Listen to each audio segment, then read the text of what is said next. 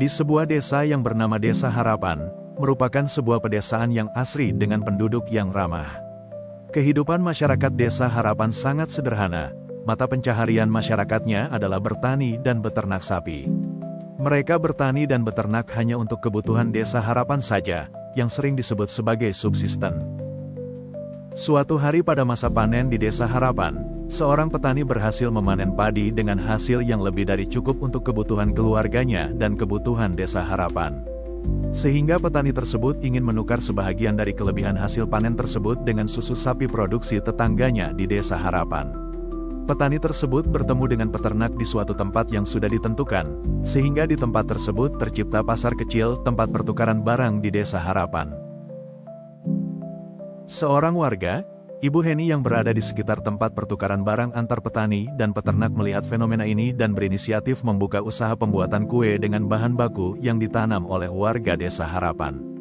Ibu Heni merekrut beberapa tetangga sekitar tempat tinggal untuk menjadi karyawan di toko yang baru ia buka, untuk membantu menghasilkan kue. Kue hasil dari toko tersebut disalurkan ke seluruh warga Desa Harapan yang ingin membeli kue tersebut. Melihat fenomena tersebut, pemerintah memutuskan untuk membuat satu bangunan yang akan digunakan para penjual dan pembeli sebagai sarana saling bertukar dengan proses jual dan beli.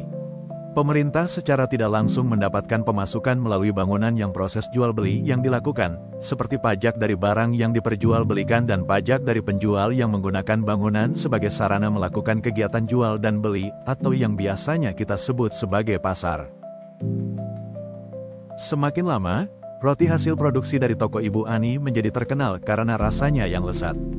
Hal ini membuka pasar sampai ke luar negeri karena adanya permintaan dari luar negeri.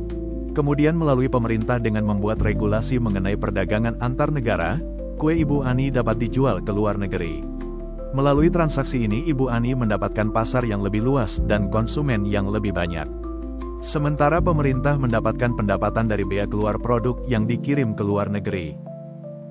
Namun terdapat masalah yang terjadi di Desa Harapan. Seperti petani yang mengeluh pupuk subsidi yang belum merata. Yang kedua, kue Ibu Ani sulit bersaing dengan produk luar negeri. Kemudian akses air bersih yang masih kurang. Dari kisah tersebut, mari kita bantu mengatasi masalah yang terjadi pada Desa Harapan.